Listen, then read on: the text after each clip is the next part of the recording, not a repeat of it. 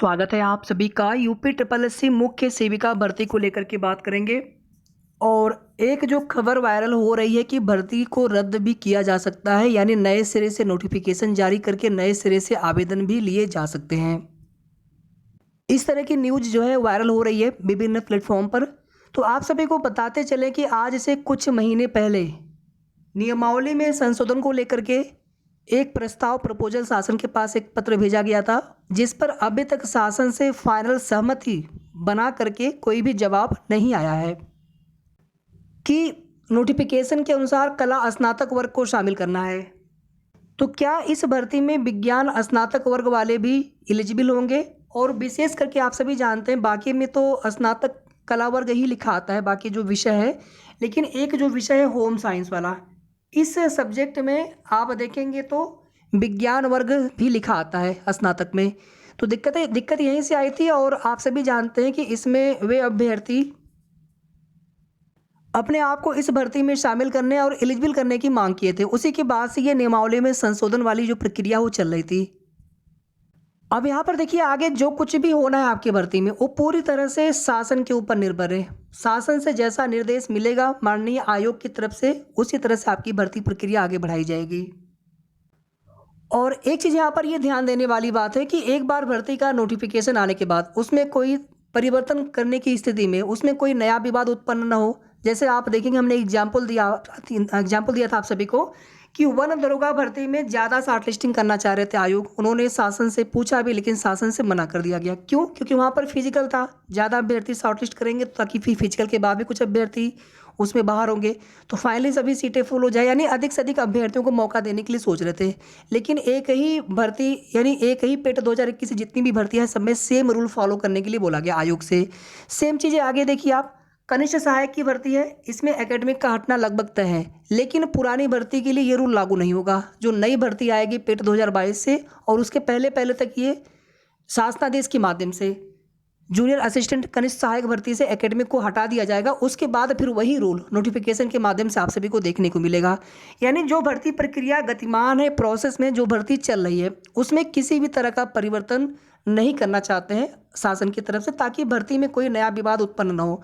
वैसे ही आप देखेंगे कि हर भर्ती में कुछ न कुछ विवाद हो जा रहा है, भर्ती जो है कोर्ट में चली जा रही है, कुछ न कुछ उसमें अपने मांग को लेकर के या जो शिकायत है अभ्यर्थियों की उसको लेकर के अभ्यर्थी कोर्ट में चले जाते हैं या फिर उसमें नया विवाद उत्पन्न हो जाता है। तो यहाँ पर शासन की पूरी कोशिश ये है कि किसी भी भर्ती में कोई भी विवाद न होने दिया जाए। भर्ती प्रक्रिया भले ही थोड़ा देरी से प्रारंभ हो, लेकिन भर्ती समय से पूरी हो जाए। तो फिलहाल मैं यहाँ पर सबसे पहले आप सभी को बता दें कि चीज़ें पूरी तरह से शासन के हाथ में है। अभी तक ये बिल्कुल भी डिसाइड नहीं हो सका है कि विज्ञान वर्ग को शामिल किया जाएगा कि नहीं किया जाएगा। पहली चीज़, भर्ती रद्द जैसी अभी कोई भी खबर नहीं है।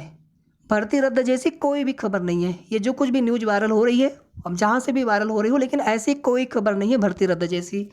दूसरी चीज़ यहाँ पर देखिए, दोबारा नोटिफिकेशन को लेकर के चीज़ें पूरी तरह से शासन के हाथ में है। अगर शासन का निर्देश होगा कि नहीं इस प्रकार से हमें भर्ती प्रक्रिया करनी है, विज्ञान वर्ग को भी शामिल करना है, क्योंकि आप देखेंगे बहुत सारे बहनों ने विज्ञान वर्ग से हैं होम साइंस और उन्होंने फॉर्म आवेदन कर रखा है।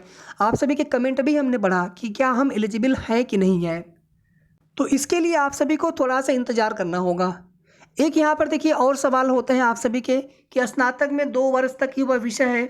नोटिफिकेशन में ये चीज़ बिल्कुल स्पष्ट रूप से आ जाना चाहिए था कि विषय विशेषज्ञता चाहिए, 3 वर्ष में चाहिए या फिर नहीं चाहिए, ताकि चीज़ें क्लियर होती। और अभी देखिए शासन से डिसीजन आने में अभी तक जहाँ तक हमें लग रहा है कम से कम 10 से 15 दिन आप सभी को और वेट करना होगा, या फिर आप सीधे सीधे आप 13 मई तक मान करके चलें, जब तक कि निकाय चुनाव चलने वाला है 13-14 मई तक। डिसीजन भले हो जाए कि भर्ती में आपके होना क्या है, लेकिन उसका जो जवाब है या फिर उसके लिए जो ऑफिशियल नोटिस है वो आपको 13 या 14 मई के बाद ही देखने को मिल सकते हैं। फिलहाल में जो भी शासन का निर्णय होगा वो बहुत जल्दी पता चल जाएगा। शासन के अधिकारियों की तरफ से जो कुछ भी इसमें डिसीजन लिया जाता है कि किस प्रकार से भर्ती प्रक्रिया को आगे करना है, तो उसमें जैसे भी कोई भी जानकारी प्राप्त होगी वो आप सभी को बता दिया जाएगा। फिलहाल में आप सभी अपनी तैयारी करते रहिए, अपनी पढ़ाई स्टडी करते रहिए। भर्ती के पुराने नोटिफिकेशन में कोई भी नियमावली में संशोधन होने की उम्मीद कम है।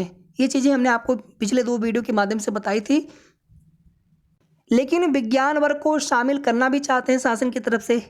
ऐसे में उसमें किस प्रकार से क्या डिसीजन आएगा कुछ भी नहीं कहा जा सकता है। अभी फ़िलहाल में सब कुछ शासन के हाथ में है कि क्या भर्ती प्रक्रिया को दोबारा नए सिरे से प्रारंभ करेंगे या फिर भर्ती प्रक्रिया को पूर्व की तरह यानी यथावत जैसे भर्ती का नोटिफिकेशन आया है उसी को यथावत रखते हुए उसको पूरा करेंगे और नई भर्तियों के लिए फिर नए जो अभी जो नियमावली में संशोधन होगा वो नई भर्तियों के लिए लागू करेंगे।